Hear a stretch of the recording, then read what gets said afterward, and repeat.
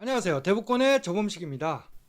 자, 여러분 20억, 30억 하는 지역의 아파트 가지고 싶지 않으세요? 자, 어떤 분들은 내 생에 아유 그런 거 가져갈 수 있겠어 라면서 포기하시는 분들도 있습니다. 자, 그런데요, 아직 포기하기는 이릅니다. 왜냐? 이 기회가 왔기 때문에 그래요. 자, 이 기회는 최근에 이 새로운 규제 완화를 통해서 앞으로 여러분들이 가지고 계시는 작은 금액으로도 자 20억, 30억 이런 새 아파트를 받을 수 있는 그런 기회가 왔기 때문에 그렇습니다. 자, 그러면 이런 새롭게 완화가 되는 규제 어떤 것들이 있는지 제가 자세히 준비를 했습니다. 같이 알아보도록 하시죠. 자, 최근에 금리가 오르고 또 거래 절벽이다 보니까 가격이 조정이 되고 하락하는 그런 흐름으로 진행이 되고 있어요. 자, 그래서 굉장히 많이 불안해 하십니다. 그래서 주택 매수를 망설이는 분들이 굉장히 많으신데요. 저도 마찬가지로 주택 매수 망설일 수밖에 없습니다. 자, 특히나 이 아파트 같은 경우에는 더더욱 지금보다는 후에 매수 타이밍을 굉장히 늦춰서 보시는 게 맞다라고 저도 생각을 하고 있어요. 근데 여러분들이 알아두셔야 할 게 있어요. 자, 그게 어떤 거냐면 공급을 굉장히 많이 늘리는 계획이 나왔다는 겁니다. 국토부에서 8월 16일 날 5년간 전국적으로 270만 호의 공급 계획을 내놨고, 그 중에서도 서울 같은 경우에는 50만 호의 주택 공급을 같이 포함해서 발표를 했습니다. 자, 50만 호 굉장히 큰 공급량이거든요. 자, 어느 정도라면 우리가 1기 신도시인 분당 신도시가 한 9만 7천 가구 정도가 공급이 됐거든요. 자, 이 분당 신도시의 5배가 되는 그 정도의 많은 공급 물량이 앞으로 서울에 진행이 된다는 겁니다. 자, 그러다 보니까 이런 많은 물량이 또 서울에 들어오면 또 주택 가격이 또 추가적으로 하락하는 거 아닐까라는 우려와 걱정을 하신 분들도 계실 거예요. 자, 그런데 제 생각은 좀 다릅니다. 이런 공급량에 너무 많이 집중을 하다 보니까 그런 걱정들, 우려들이 생기는 건데요. 저는 이런 많은 공급들이 이루어지기 위한 과정들에 좀 더 집중을 하시는 게 좋다. 이런 과정 속에서 틈새가 되고 또 기회가 되는 건 어떤 거냐? 서울에 50만 가구를 앞으로 공급할 계획이죠. 그러면 700세대 기준으로 구획 시행이 된다라면 우리가 재건축 재개발이 한 700곳이 앞으로 지정될 수 있습니다. 자, 이 중에 한 200곳 재건축을 빼고 500여 곳이 재개발이 진행된다라면 이 안에서 조합원 입주권이 대략 한 21만 개의 입주권이 나오게 되는 거거든요. 근데 이 입주권은 프리미엄이 붙잖아요. 근데 프리미엄이 평균 한 4억 정도의 프리미엄이 붙습니다. 자, 그러면 앞으로 서울에 거의 물반 고기반으로 21만 개의 4억 정도의 프리미엄을 가지는 빌라들이 생겨나는 거예요. 자, 이렇게 많은 기회 속에서 여러분들 그래도 저만 하는 찍고 계셔야 되지 않겠습니까? 특히나 이 프리미엄이 평균이 4억이지, 자, 어떤 지역은 프리미엄이 10억이 붙는 지역이 있고 또 어떤 지역은 2억이 붙는 지역이 있어요. 자, 그렇다면 여러분 10억짜리를 우리가 지금 도전해 봐야 되지 않겠습니까? 자, 그런데 이런 프리미엄이 형성되기 위해서는 신규 개발로 지정이 돼야 되는데 이게 언제 되겠냐, 또 시간 오래 걸리는 거지 않겠냐, 이렇게 생각하시는 분들이 많습니다. 자, 재개발 사업의 추진 과정을 보자면 첫 번째로 정비구역 지정이 되고요. 그 다음 추진위가 설립되고, 그 다음 조합이 설립되고, 또 사업 시행인가 관리 처분인가로 쭉쭉 이렇게 진행이 됩니다. 자, 그런데 이 과정 속에서 가장 프리미엄이 많이 형성되는 시기는 언제라면 바로 구역 지정이 되는 이 시기 때입니다. 이 시기 때 전체 프리미엄 중에 평균 50%에서 70% 정도 가까이가 상승하는 시기거든요. 자, 그만큼 프리미엄이 많이 오르는 시기예요. 자, 근데 이 구역 지정이 되려고 그러면 이 구역 지정의 과정이 굉장히 어렵습니다. 그래서 이 전에 준비하는 과정에서도 시간이 오래 걸리거든요. 근데 최근에 이 준비하는 과정이 굉장히 시간이 짧게 또 속도가 빨리 날 수 있는 그런 제도가 나왔습니다. 자, 그게 어떤 거냐? 바로 정비구역 요청제도예요. 자, 들으시면 어려울 수가 있는데 그냥 쉽게 설명하자면 지역 주민들이 우리 동네에 낙후됐으니까 정비구역으로 지정해 주세요 라고 요청할 수 있는 제도입니다. 실은 이 제도가 과거에도 있었습니다. 자, 그때는 이미 정비구역 제한제도라는 제도로 움직였었는데 많이 활성화되기가 어려웠어요. 이유는 동의호를 걷고 또 구역 경기까지 설정한 다음에 이 정비계획안을 같이 제출해야 되는 부분들이 문제가 됐거든요. 한 300페이지 되고 굉장히 까다로운 서류들이 많이 들어가 있는 그런 계획안입니다. 자, 이거 우리 지역 주민들이 전문가도 아니고 이거 어떻게 빨리 준비를 하겠습니까? 그럼 준비하고 이거 작성하는 데만 들어가는 게 한 1, 2년 걸려요.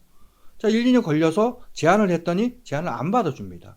또 수정 보완하래요. 그럼 1, 2년 또 준비해요. 자, 이렇게 해서 준비하는 과정만 하더라도 굉장히 시간이 오래 걸린다는 문제점들이 생겼거든요. 그래서 이번에 이 요청제도는 가장 문제가 됐던 정비 계획안을 이제는 제출하지 않아도 된다. 오로지 동의어만 걷고 구역 경계만 있으면 정비구역으로 지정할 수 있게 해주겠다라고 바꾸게 된 겁니다. 자, 그러면 그만큼 이 앞으로 구역 지정이 되는 속도라든지 또 그리고 쉽게 구역 지정을 할 수 있는 그런 상황으로 바뀌게 되는 거죠. 자, 그러면서 이 요청 제도가 굉장히 앞으로 중요한 그런 제도로 바뀌는 그런 상황이라는 겁니다. 그만큼 구역 지정이 많이 된다는 건 무슨 얘기예요? 많은 지역들이 프리미엄이 형성되는 지역으로 바뀌게 된다는 거죠. 자, 그러면 이렇게 많은 구역 지정들이 이제는 쉽게 되는 이런 상황 속에서 앞으로 어디를 투자하는 게 좋을까요? 바로 프리미엄이 10억씩 붙는 그런 고가 주택이 만들어질 수 있는 그런 지역들을 봐야 되겠죠. 자, 그런 지역들이 어디라면요, 프리미엄이 10억 이상씩 붙을 수 있는 지역은 바로 강남권, 그리고 용산권, 구도심 같은 지역들이 향후 재개발이 진행되면 구역 지정이 되면서 프리미엄이 10억 이상씩 형성될 수 있는 지역들입니다. 자, 이 세 지역 중에서 우선 강남권부터 보도록 하겠는데요. 자, 원래 강남권 같은 경우에는 재개발이 쉽지가 않았던 지역입니다. 노후도도 애매하고 또 그런 노후도의 조건을 채우기가 좀 어려웠던 지역들인데, 최근에 이 노후도 기준을 낮춰주는 재개발 방식, 즉 모아타운이 나오면서 이제는 재개발이 진행될 수 있는 그런 지역으로 바뀌게 됐습니다. 자, 그러면 여기가 모아타운으로 진행되면 그만큼 프리미엄이 형성될 수 있는 지역들이 있겠죠. 자, 이런 재개발이 진행될 수 있는 지역들이 있는데, 그냥 재개발만 되는 게 아니고 강남권 일대에서 개발 호재가 있어 가지고 주변 개발까지도 같이 맞물려서 진행되는 이런 지역들이 더 안전하고 확실하게 가격이 오를 수 있는 지역들이겠죠. 자, 그러면 일단 주변 개발이, 이 강남권의 개발이 진행되는 지역들은 어디냐? 첫 번째로는 이 양지역입니다. 양지역에 GTX 노선이 지금 현재 계획되어 있고요. 그 다음은 이 경부고속도로가 앞으로 구간별로 지하가 될 계획이 있습니다. 자, 다음으로는 정보사 부지가 앞으로 업무타운으로 개발되는 호재를 가지고 있거든요. 그래서 경부고속도로 주변 지역에 있는 반포동이라든지 GTX가 들어서는 주변 지역 양재동, 그리고 정보사 부지의 업무타운이 들어서는 주변 지역에 있는 방배동과 이 서초동 일대가 그냥 재개발도 될 수 있고 또 주변 개발로 충분히 안전하게 가격이 상승할 수 있는 그런 호재를 가지고 있는 지역이다 보니까 이 세 지역들을 좀 눈여겨보시는 게 좋을 것 같습니다. 자, 다음은 용산인데요. 용산 같은 경우에는 벌써 재개발 구역 지정이 되거나 또 추진하고 있는 지역들이 많이 있습니다. 자, 그렇다 보니까 가격대가 좀 많이 상승해 있는 상황인데요.